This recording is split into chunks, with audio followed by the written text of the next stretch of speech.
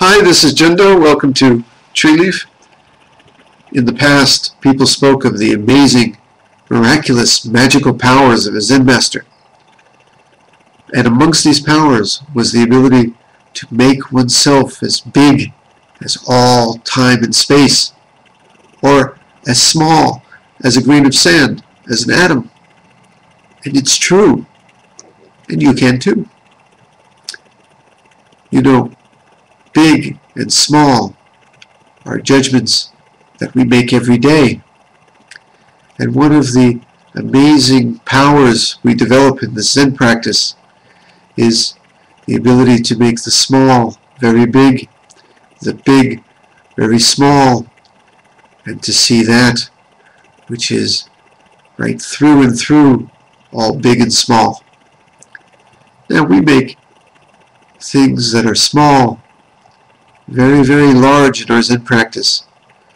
A simple example is someone today told me that they were walking down the street thinking of all the important problems in their life and all the big issues going on in the world, and they saw a little animal we have here in Japan, a tanuki. It's kind of a, not a badger, it's kind of, they call it I think a raccoon dog. And it came right in the path of this person, and they kind of looked at each other for a second.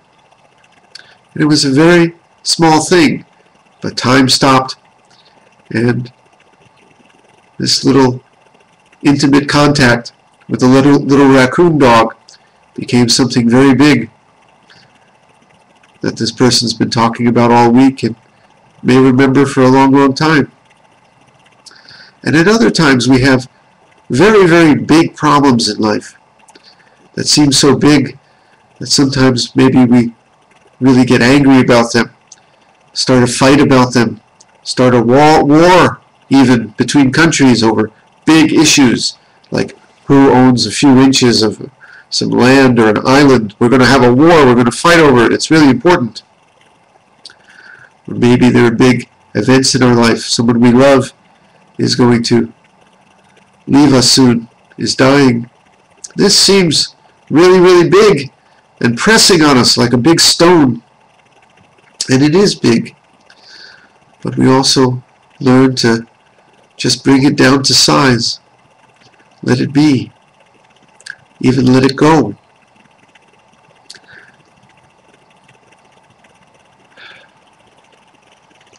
The things that we think are so important in this life. What was that book that was written a few years ago?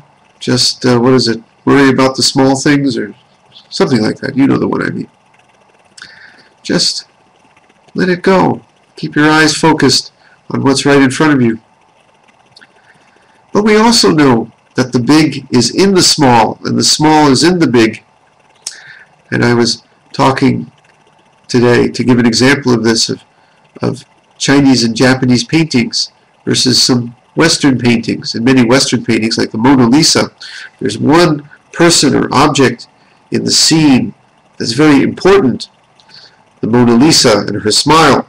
And what's going on in the background is kind of maybe secondary to that. Just the background scene, kind of small and unimportant. But if you look at a Chinese or Japanese landscape painting, there may be a mountain and some water and people in it. Maybe the people just seeming very small in the scenes, and some grass. What's the most important part of that painting? Well, the whole thing at once. The mountains look big and the people look small, but they're all part of the integral whole. You can't take one bit out. It's all the painting. Even the empty space is integral to the painting. It's all an unbroken, balanced whole. And this is the way we look at life in Zen too. The big things like the mountains and the small things like the grass and the people, they're important too. In Zen, we learn to stop and not only smell the roses, but to see all time and space in each blade of grass, if we wish. Each drop of rain, we can hear Universal Symphony. It's like that old haiku by Basho.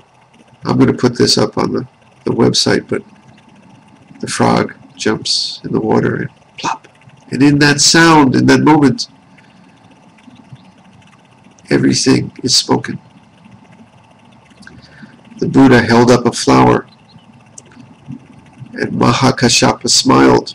Such a small event, such a small flower, but in that flower was held all of life, all that ever is, was, will be, right there, silently, but so clearly spoken, beyond big and small. Mahakashyapa knew this. When we walk in hidden, we may take small steps. We may take big steps. But what is the difference in Kinhin? Because whether a big step or a small step, it's always right here. And there's no place in need of going. Thus, we taste that which is beyond and right through and through all human judgments of big and small, all time and space, in a grain of sand, in an atom. Next time you have something in your life that seems so big, blow it away into emptiness, that which is beyond big and small. Next time you see something small, like that blade of grass, see it expanding to hold all that ever was, is, and will be. We learn to do this in our Zen practice. So when they talked about the Zen masters of old having this miraculous magic power to be as large as all the universes and universes, if there's more than one, or as small as a grain of sand, they weren't kidding. And you can too. Shall we sit with that?